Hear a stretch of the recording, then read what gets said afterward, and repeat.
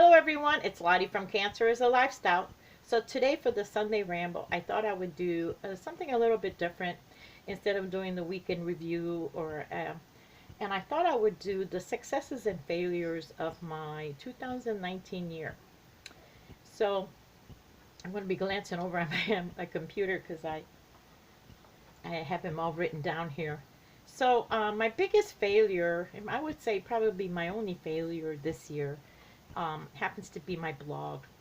Uh, I've had my blog since like 2011, and this is probably the first year that I've ever experienced writer's block. And I don't know what happened. I just could not write.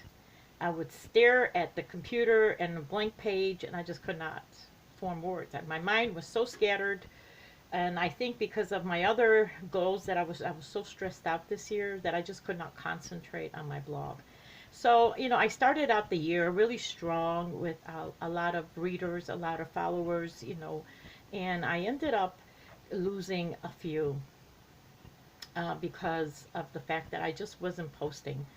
Um, you guys, if you have your own channel or if you have a blog or your own page on Facebook or something like that, you'll know that uh, if you're not regularly doing something, if you're not regularly posting a story or posting a picture, or it's like people tend to forget about you. So you have to be constantly putting stuff out there. So, oh, by the way, I'm wearing my new shirt, you guys, the expensive one. It's very nice and comfortable. I have to say, maybe that's why it was so expensive, but I do enjoy it, I have to say. But anyway, so back to my blog. It just suffered. I just could not focus, and I could not write. I couldn't form words. I feel even when I did write, there were a few good posts that I put out there, but overall I feel like it just suffered. I just could never get back into the groove of things. I was really suffering from writer's block. It was just too much for me. I think I could not concentrate, sit down and focus and try to get something out. There was just too much going on in my life, and so my blog just suffered. And that is probably one of the things and I tried several times to get back into the flow of things. I tried to do different things, be on a different schedule. It just never recovered. I just could not get back on track.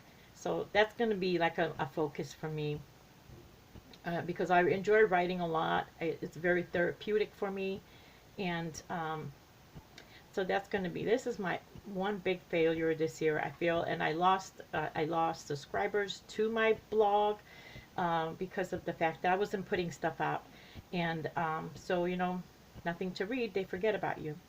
So yeah, so that's my biggest failure of the year, is my blog, and I have to somehow revive it and get back into the flow. Hopefully I can restore. I would hate to lose my writing because, like I said, it's very therapeutic for me. So now let's get to what flourished. What flourished actually is the ministry. My ministry. When I say the ministry, I'm talking about my crocheting ministry. Now, it's been 6 years now that it began. There were a lot of changes to the ministry where I used to meet regularly with the ladies and things like that. I don't do that anymore. It became too much to maintain, and we were too far of a distance between us all. So when you're setting up and you're going to meet them, everyone, and people start canceling, it's like it was just too much for me to do that, to constantly meet and once a month. So we put that on hold. We just don't meet anymore. But the ministry flourished, and it's almost amazing. Like it's always flourished. It's always just kept growing, and to the next level and the next level and the next level. We have had one year where donations of yarns did not come in as much, but we always had enough to make it through the next month and the next month. So the ministry changed a lot, like I said, because now I brought it to YouTube. I show on the channel a lot of what I'm doing, where the donations are going to. I get help from other channels that want to send in things and help me along. So the ministry always somehow has always flourishes, and maybe because I always feel like the ministry just happened.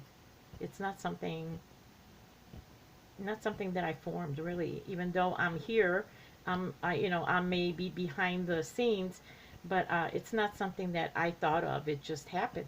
It just honestly happened.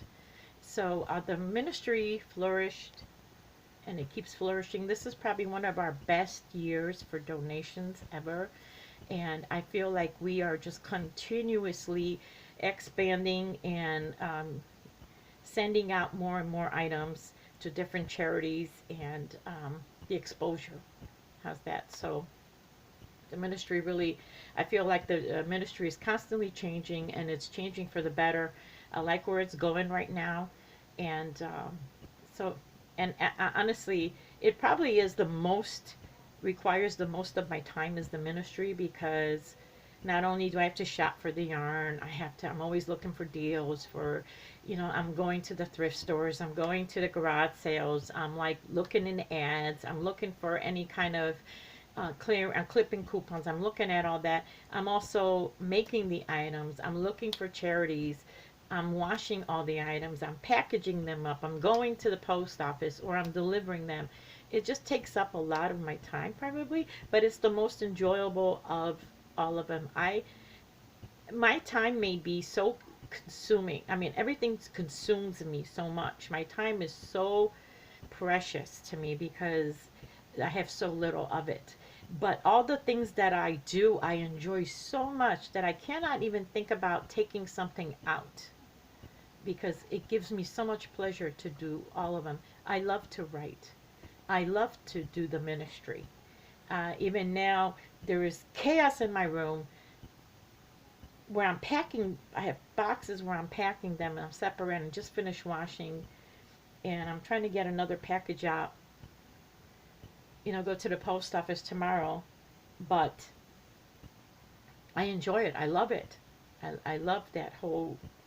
I enjoy the more boxes I send out or get delivered, the happier I get. So the ministry really did flourish. I feel like it's always working well, and I've always said in the past that it is not really my ministry, it is God's ministry, and as long as He keeps providing the yarn, I'm going to keep making stuff and sending that and get it delivered.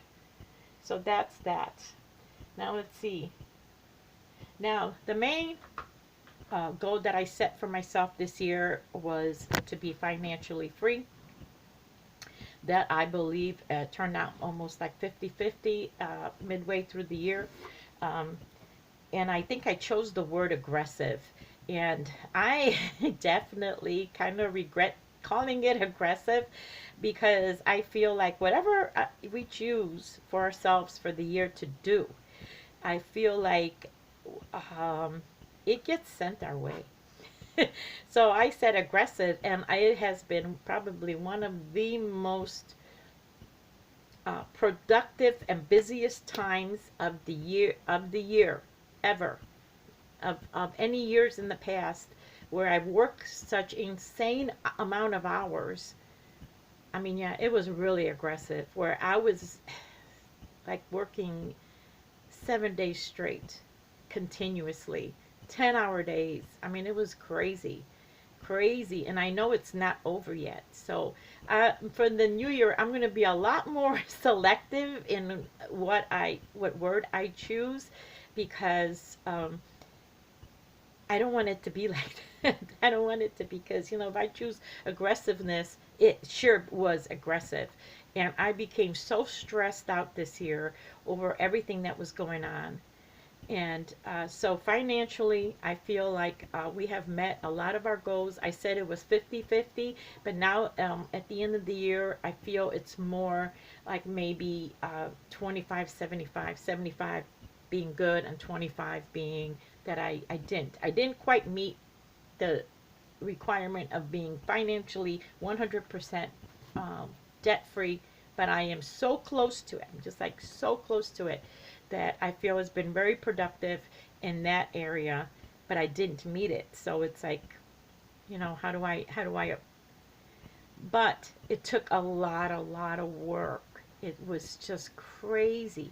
And I'm going to be 55 in January, and I don't know if I can continually work like I did this past year and be able to handle it physically, because I just don't think I can do that. So, but I'm quite happy with that 25% left that I didn't pay off. And because compared to where we were like 5 years ago, we are in a really great place. So, another thing we did this year also that was really unexpected, but I kind of went with it because I thought it was enough. I am a procrastinator, you guys. And this has been the biggest stress for me, is the fact that I am such a procrastinator. And there have been things in my life that I've put off and not taken care of. And because of just not wanting to deal with it, not wanting to handle it, or you know how we say, well, I'll do that next year, or I'll do that in the, tomorrow. I'm one of those guilty people that do this all the time. I'm probably the number one procrastinator, especially if it's something that is unpleasant or something I don't want to do. I will keep putting it off, you guys, for years and years, decades in some cases.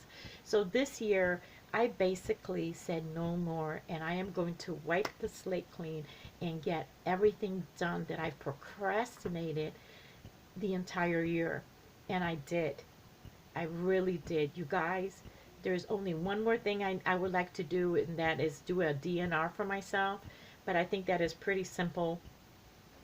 I just have to download a form, fill it out, and have it notarized. But otherwise, as stressful as it was, because it was things that I procrastinated, or things that I didn't want to do. And when you have to do something you don't want to do, or you're scared of doing, or you're not aware, or you're not informed, or you're not sure what to do because you don't know how to do it. Like for instance, I ended up taking my pension and investing it in an IRA for my future and all. I don't have a clue. I didn't have a clue on how to do that, where to put it. I don't know nothing. I didn't know anything about it. Now I'm better informed, but that whole process was very stressful. It was a lot of things like that. So I feel like I did accomplish it, but it was so stressful for me. So I can't consider it a success because it's things that I should have taken care of like 10 years ago, on some of these things. I should have taken care of this stuff a long time ago. So I'm not going to call it a success because it took so long, but I'm going to give it a 50-50 because I finally got it done. So, yeah, so let me see. Oh, so there's one more thing that I feel is like a hit miss 50-50 kind of thing, and that is this channel. I started out the YouTube channel as another form of just another way of expanding my blog, which is, my blog is the same name as this YouTube channel. My ministry is part of the YouTube channel because it's also part of, it came from my cancer journey. So all of this is all combined, and I wanted to take this another level and do a YouTube channel where I could also show people that you can have a chronic illness. Like I am a 4-time cancer survivor. I have a recurrent carcinoma, you guys. That means that I am always going to have, my cancer is always going to keep coming back, and eventually it will kill me. It has come back 4 times in 12 years. So I wanted to show that you can still live a life. You can have a purpose. You can engage in extracurricular. You can run a ministry. You can write a blog. You can live your life. You can, and just like my whole journey with this, you can still lead a very purposeful life even though you have a disease. And the funny thing about my cancer is that people look at this and they think that, um, I don't look like I have cancer. I don't definitely do not look like I have anything, any kind of illness.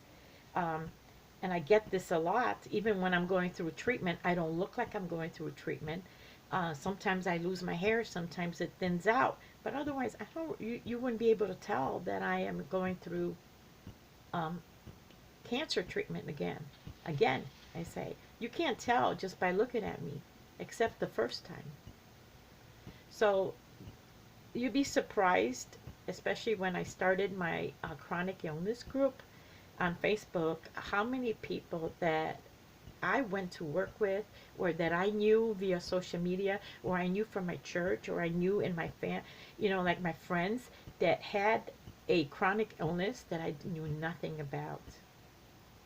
So my YouTube channel, I started it for that reason, but it was probably one of the hardest things out of everything that I do.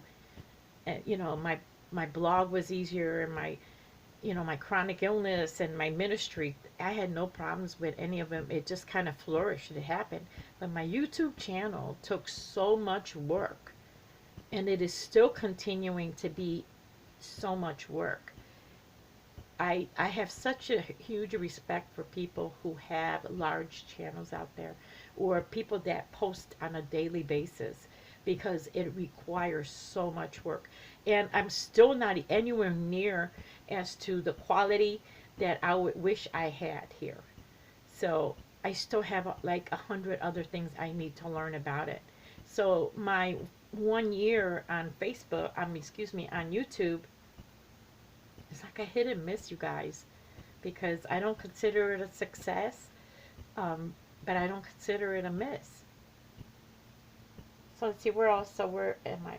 Yeah, so my year in review right now, I had one failure where I consider my writing, my blog. It's just so sad to me, because I love to write, and I hope I can get my mojo back and start writing again.